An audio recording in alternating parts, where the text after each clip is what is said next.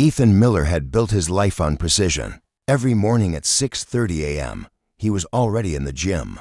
At 8 o'clock, he was reviewing financial reports while sipping black coffee from a porcelain cup his wife insisted was too delicate for common use. By 9 o'clock, his Bentley was pulling out of the garage, the tinted windows sealing him away from the rest of the world as he drove toward Manhattan's steel skyline. For years, his days were planned down to the last minute, and that predictability had become a comfort.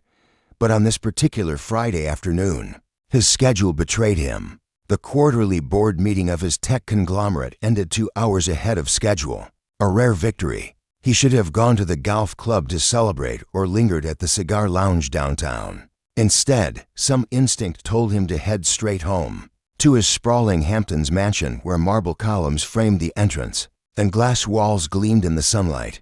He wanted to surprise his wife, Victoria, with an early weekend together, maybe even share a bottle of wine before sunset.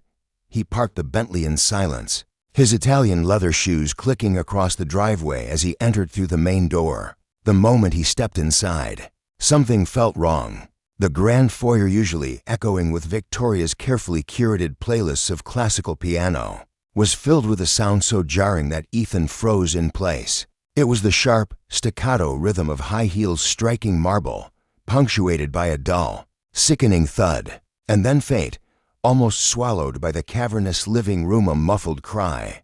Ethan's grip tightened on his keys.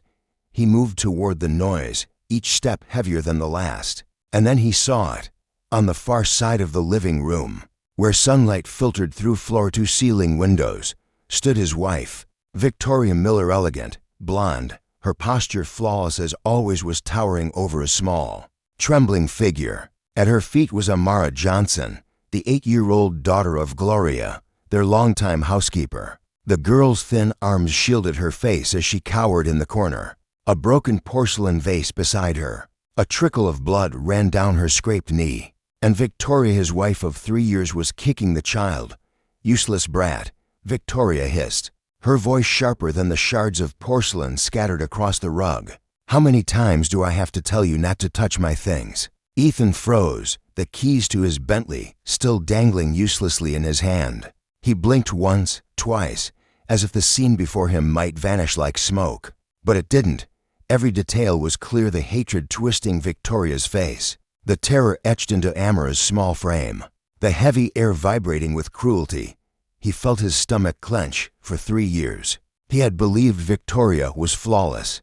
In public, she played the role perfectly. The graceful socialite, polite and witty at charity galas, attentive during dinners with investors, always smiling for photographs with other power couples. She was everything an empire builder like Ethan was expected to have on his arm. But the woman standing before him now was unrecognizable. "Do you know how much that vase cost?" Victoria snapped, pointing a manicured finger at the little girl's tear-streaked face. "More than your mother earns in a year scrubbing this house," Amara whimpered. Her small hands shook as she tried to gather the broken pieces, but they slipped through her fingers. I'm sorry, Mrs. Miller. I was just trying to clean up. The vase fell when I heard a loud noise from the television. I didn't mean liar." Victoria's hand shot up, poised to strike. That was the moment Ethan moved. "Victoria." His voice cut through the air like a blade. His wife froze mid-gesture. Her entire demeanor shifted in a split second. The cruel twist of her mouth melted into practiced surprise, her eyebrows lifting delicately, as if she had just been caught in the middle of something terribly misunderstood. "Ethan."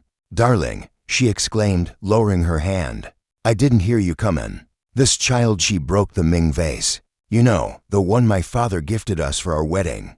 I was simply explaining the importance of responsibility.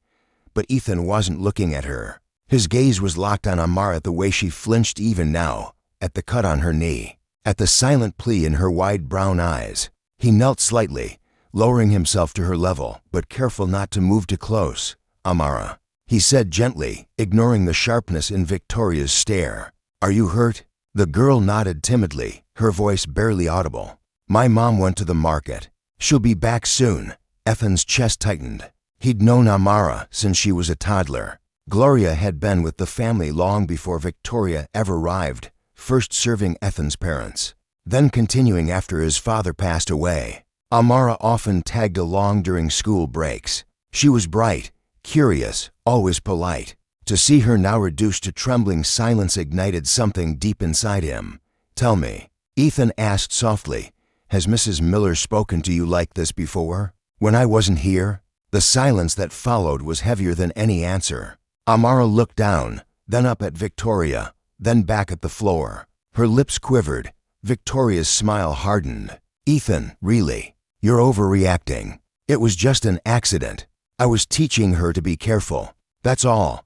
But Ethan had spent decades in boardrooms analyzing body language, studying micro-expressions to decide billion-dollar deals. And what he saw on Amara's face was not the reaction of a child scolded once. It was the hollow caution of someone conditioned to anticipate pain. A chill spread down his spine. He looked at his wife, not the woman he thought he knew, but the stranger standing before him, draped in designer silk and venomous disdain, and realized, with terrifying clarity, that he might have been blind for 3 years. "Victoria," he said quietly, his voice steady but low, "what exactly have you been teaching this child?" For a flicker of a second, the mask slipped. Her eyes hardened, cold and sharp, before softening again into feigned innocence. "Only what she needs to know, Ethan. Respect, responsibility, boundaries. Surely you agree that children like her need structure. Children like her." Ethan repeated slowly. Victoria tilted her head, lips curling into the faintest smirk. "Yes, the children of employees. They must understand their place." And there it was, the first crack in a facade Ethan had worshipped. Words dripping with entitlement, hierarchy, and something uglier lurking beneath. He felt his pulse pounding in his ears. In that moment, Ethan Miller, the man who had conquered Wall Street boardrooms and Silicon Valley tech wars, realized the real battle was unfolding not in a corporate skyscraper, but in his own living room. And it was one he could not ignore. Victoria's smile didn't quite reach her eyes. She straightened, smoothing an invisible wrinkle on her dress as if the problem before her were fabric and not flesh. "Really, Ethan, if you're going to let a simple accident spiral into melodrama, we'll never have a peaceful home." Her heels ticked against the marble, that precise metronome of authority that had filled this house since the day she moved in. Amara's shoulders flinched at every tick. Ethan kept his gaze level, his voice low enough not to startle the child. "Amara, can you sit on the sofa for a moment?" He gestured to the edge of the sectional, far from the glittering shrapnel of porcelain. The girl obeyed, careful, almost invisible in her movements, as if shrinking herself might erase the danger. He noticed because now he was noticing everything: the way she tucked her feet under, the way she checked the room before moving, the way her small fingers hovered just above the upholstery as though she needed permission. "From the furniture itself, Ethan," Victoria said, adopting the tone she used with waiters and junior associates, a thin sugar coat over steel. "I think you're forgetting that boundaries are part of a well-run household. Gloria is a loyal employee, but she indulges the child. Someone has to teach her the difference between helping and interfering. That vase was a vase." He said, calm to calm. "What I saw was a child in pain." "Pain?" Victoria laughed lightly, the sound brittle. "A scraped knee. She's hardly don't." He didn't raise his voice. He didn't need to. The word had weight. It landed between them like a verdict. The room cooled. Outside, the late afternoon sun pushed gold across the lawn, the world insistently beautiful in a way that felt obscene.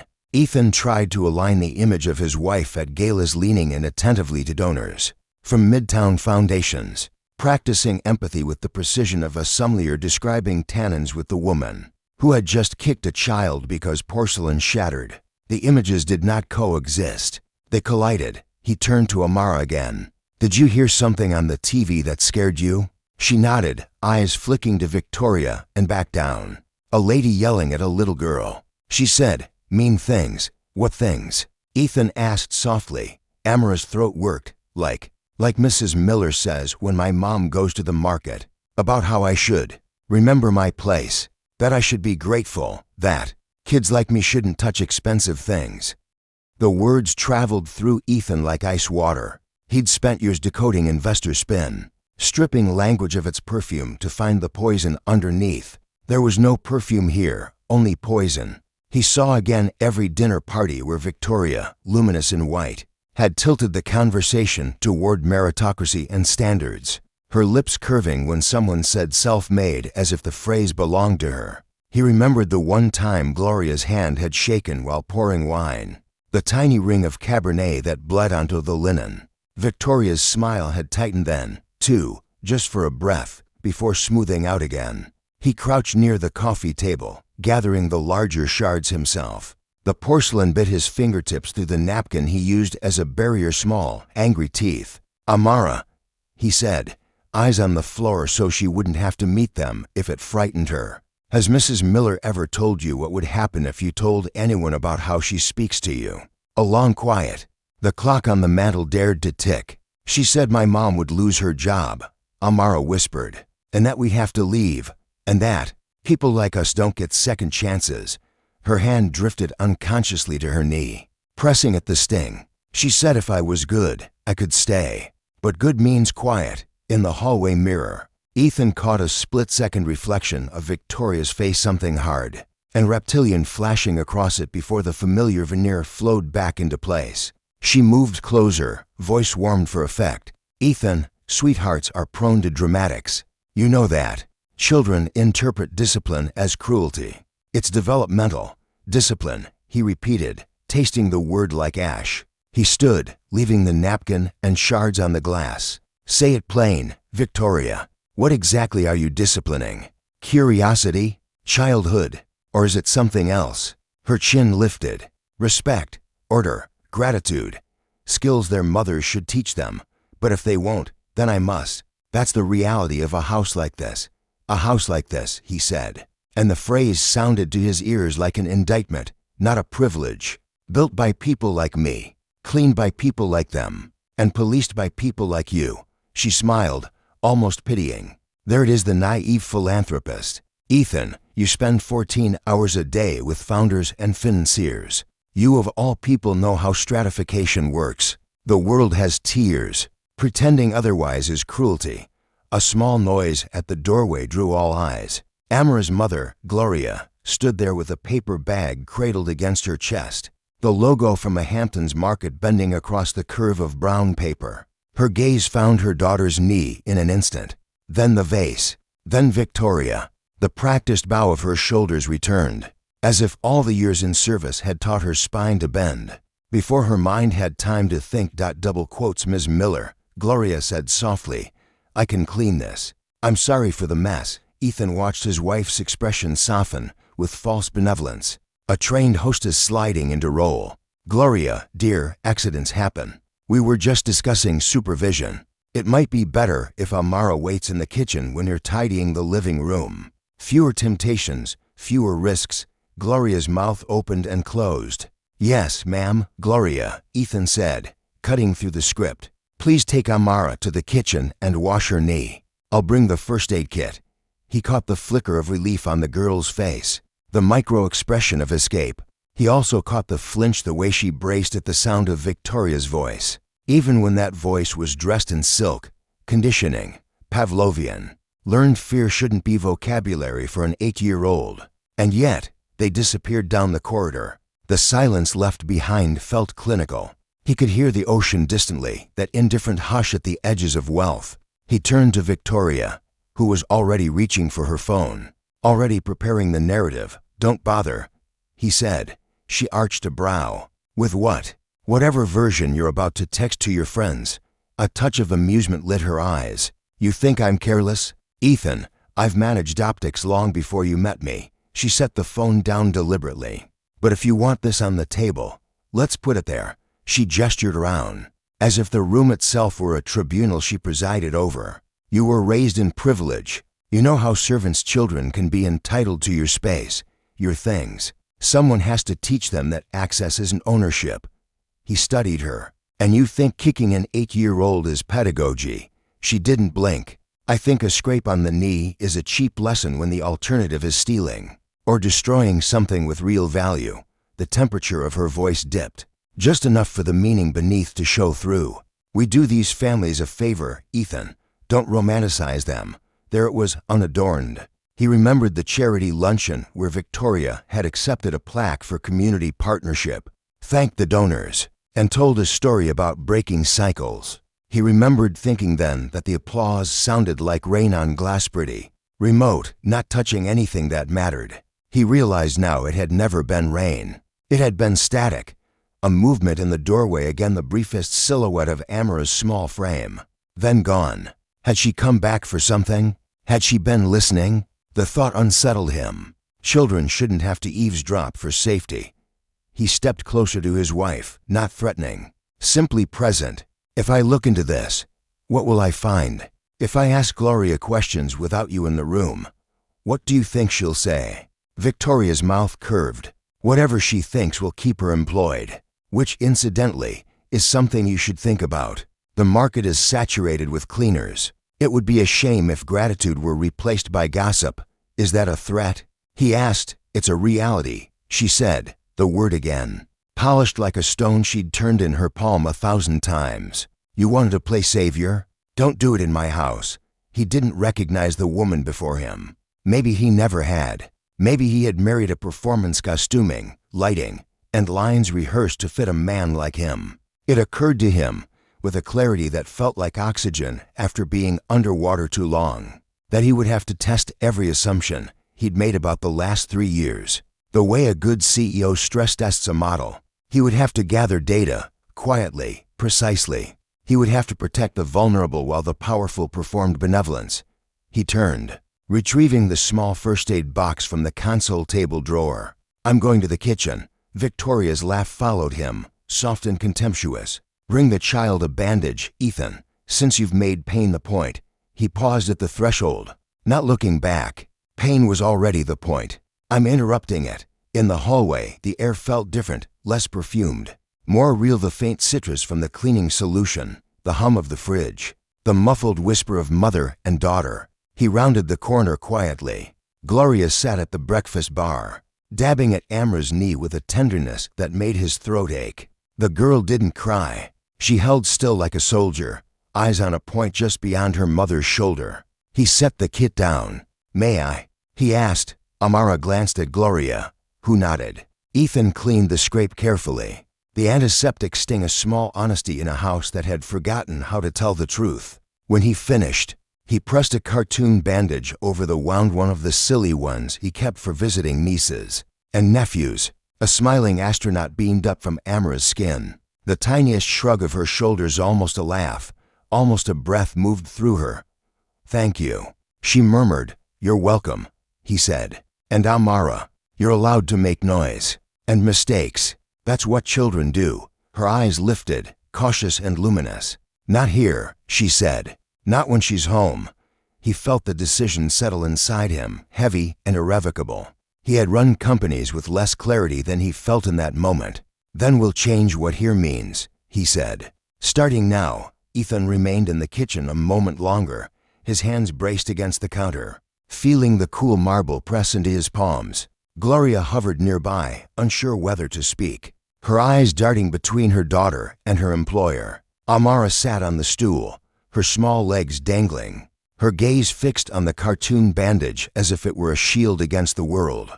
He finally broke the silence. Gloria, he said, his voice quieter than he intended. Has Victoria ever spoken to you the way she spoke to Amara?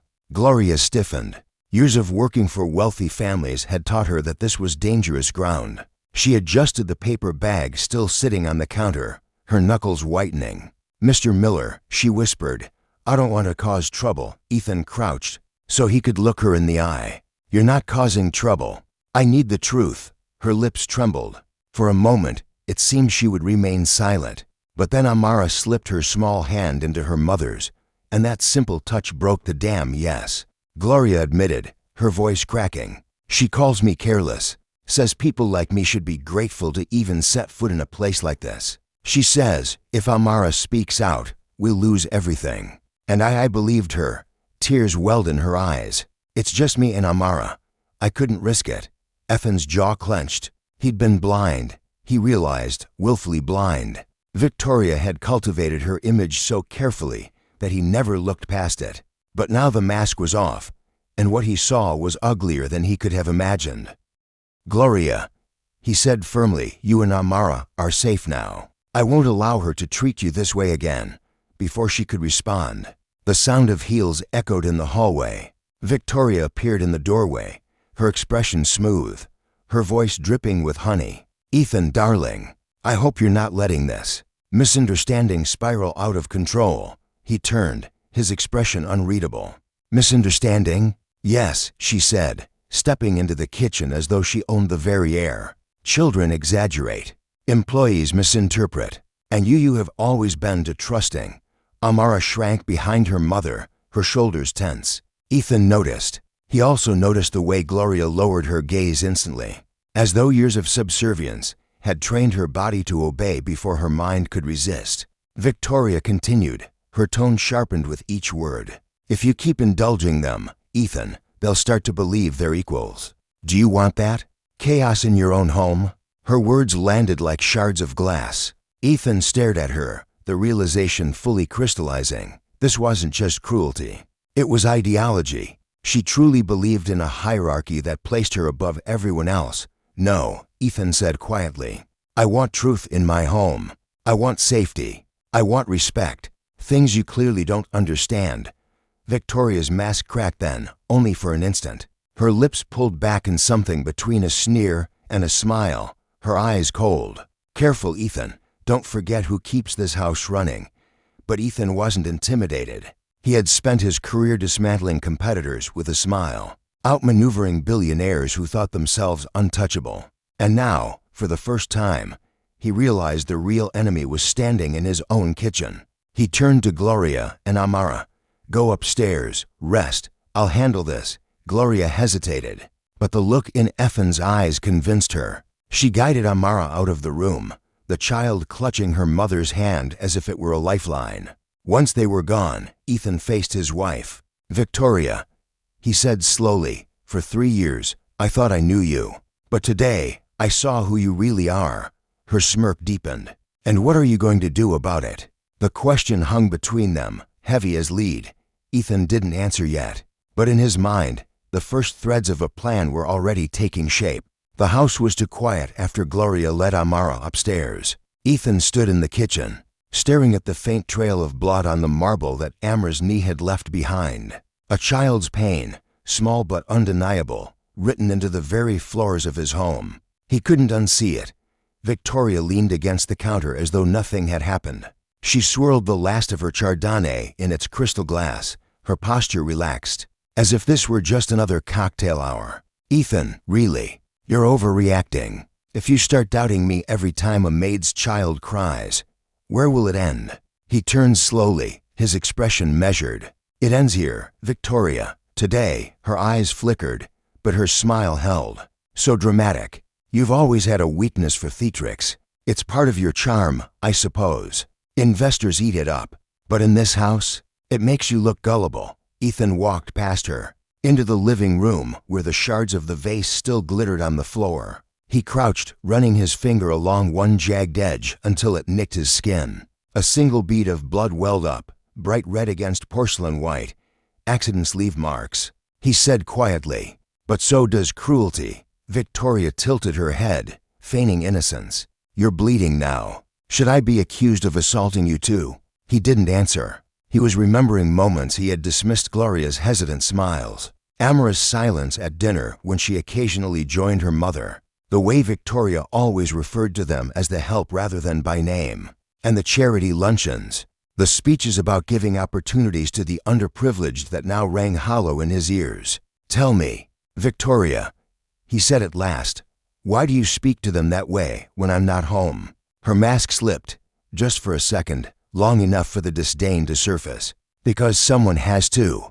Do you think Gloria is going to prepare that girl for the world? She pampers her. She lets her believe she can reach for things that aren't hers. And when reality crushes her, who will she blame? Better she learns now." "Learns what?"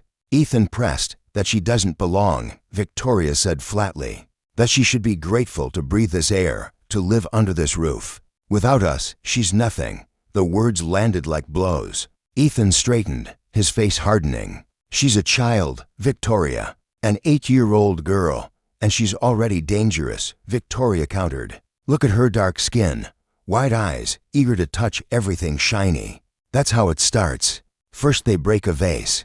Then what? Jewelry? Documents? You don't understand, Ethan. People like them don't know their limits unless we enforce them. He felt something tighten in his chest. For years, he had fought competitors who believed greed was virtue. But this was worse. This was hate dressed in silk.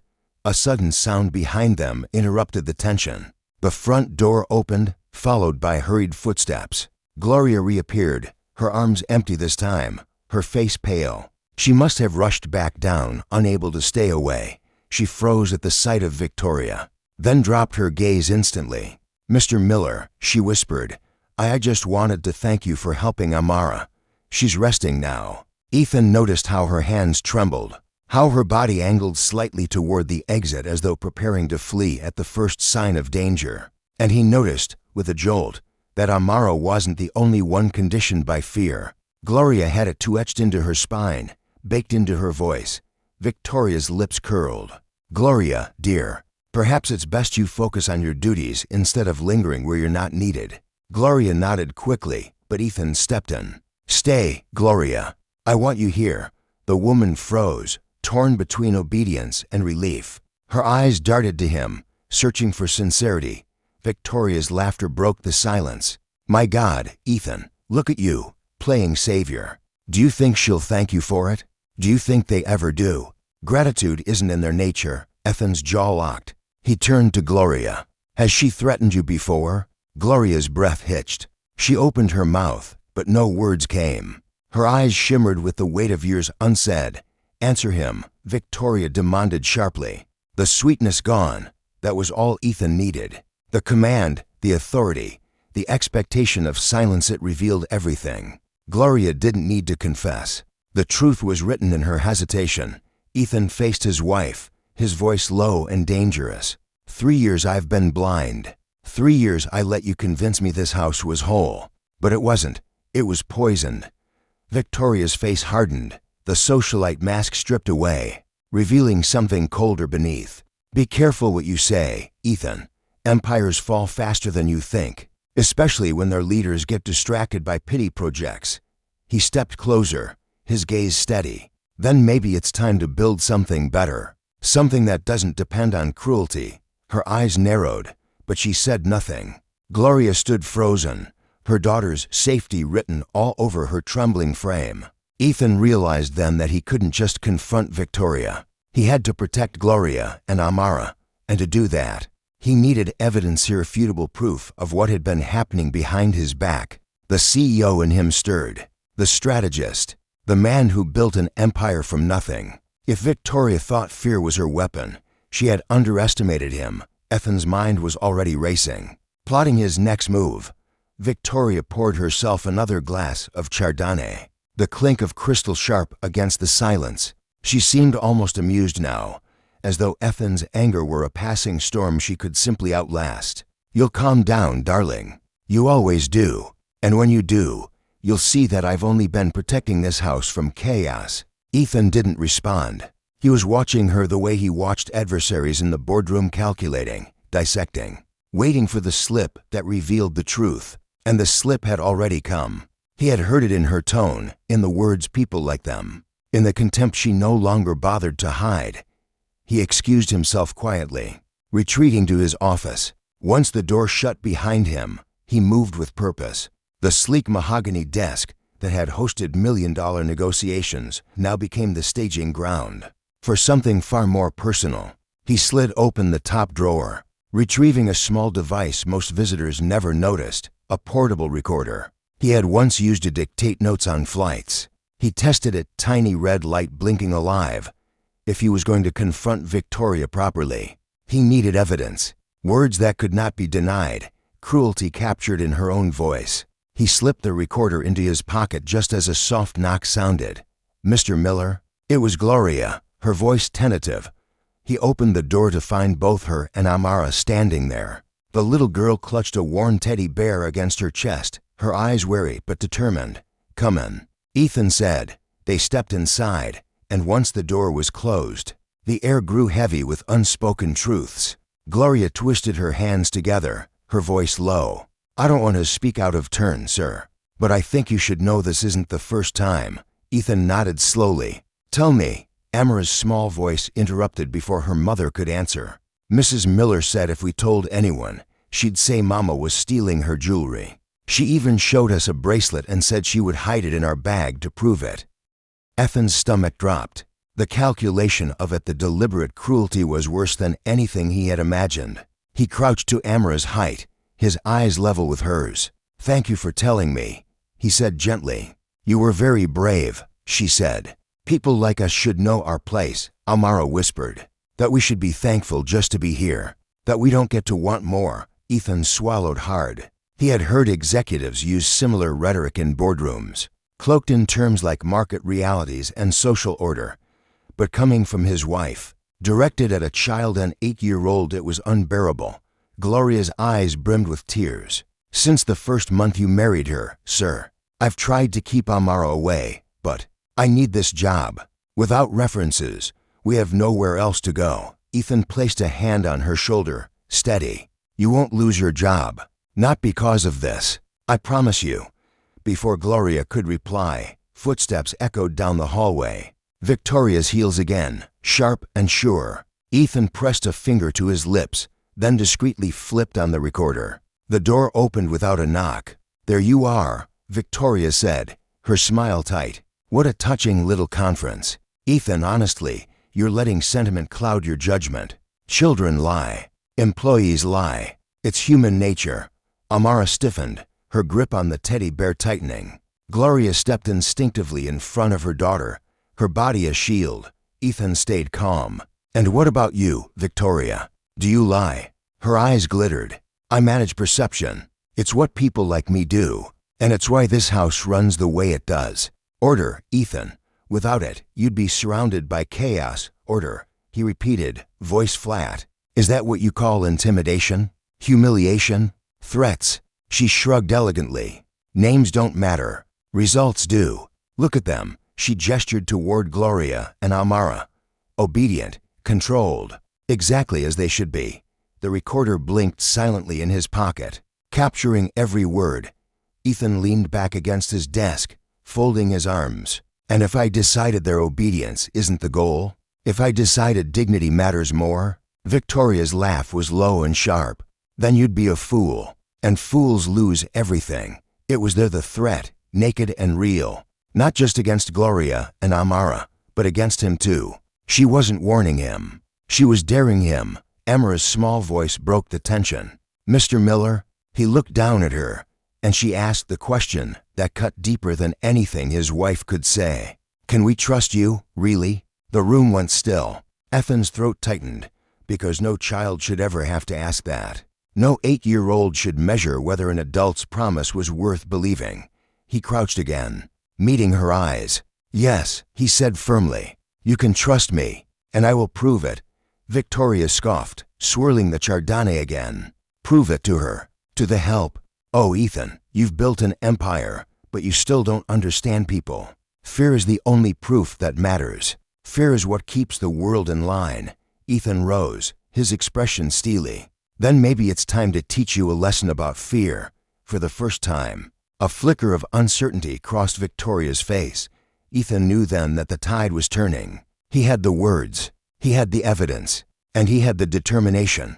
Now it was only a matter of time before the world saw who Victoria Miller truly was. The night fell heavy over the Hamptons estate, but inside Ethan's office the light burned steady. He sat behind his desk, his mind in overdrive. In business, he always thrived in pressure, turning crises into opportunities, using timing and strategy to his advantage. Tonight would be no different, only the stakes weren't measured in dollars, but in lives and dignity. Gloria and Amara were upstairs in the guest room. The first night in years they were allowed to rest without Victoria's shadow looming over them. Ethan had insisted. He had walked them up himself, telling Gloria, "Lock the door. No one but me will open it." He saw the disbelief in her eyes, the way she hesitated before turning the lock. It wasn't mistrust, it was exhaustion from years of promises never kept. Now he had to make sure his word meant something. He picked up the phone and called Sandra Lopez, an attorney he knew from his company's pro bono work. Sandra was sharp, relentless, and had made her career exposing labor exploitation cases across New York. If anyone could help, it was her. Jonathan Miller. Sandra's voice came through the line, brisk and awake despite the late hour. If you're calling me at 10 p.m., something's wrong. Ethan exhaled.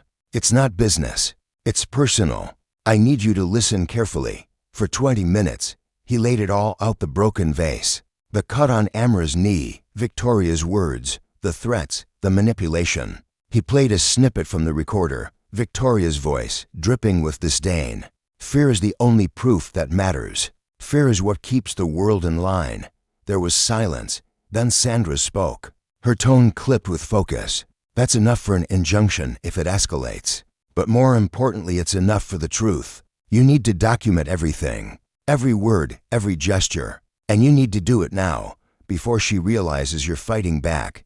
Ethan nodded, though she couldn't see him. Already on it. And Ethan, Sandra added, make it public. Don't just bury her in court filings. People like Victoria thrive in shadows. Drag her into the light.